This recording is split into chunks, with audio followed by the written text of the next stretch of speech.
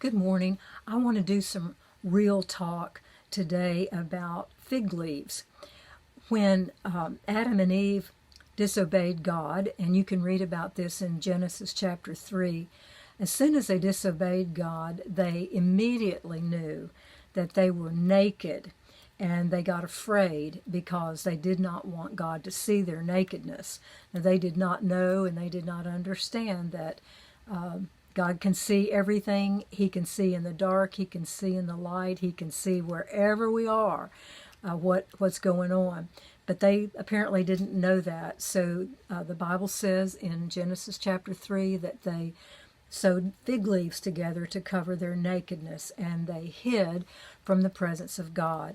And so I've just been thinking about how even Christians, believers, and non-Christians alike sew together all kinds of fig leaves to hide from God and to hide from themselves and to hide from other people. And we project either an image of something that we're not, or we try really, really hard, or we cover ourselves through escapism, like entertainment or pleasures, or just watching TV all the time, or playing games, or working all the time, or some people get into drugs and alcohol and pornography, and it's a way of escape so you don't have to look at what you're really trying to hide.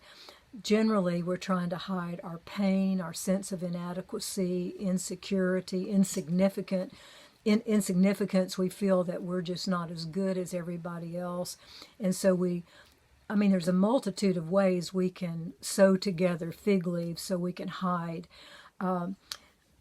It all kind of boils down to self-rejection and self-hatred, and not coming to God to allow Him to bring new life and new understanding to us about who He's really created us to be. And so we take it into our own hands. But I just want to encourage you today, through this moment of a real talk, to ask God. Take a minute and ask God, Lord, do I have fig leaves? Am I covering some things within me that really I need to remove the fig leaves and let you provide a garment of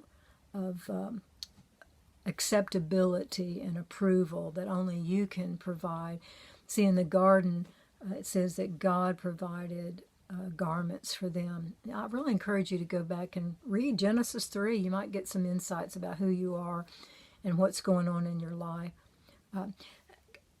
God desires us to have truth in the innermost being. In other words, He wants us to be healed from the inside out, not from the outside in. And what we try to do is from the outside in.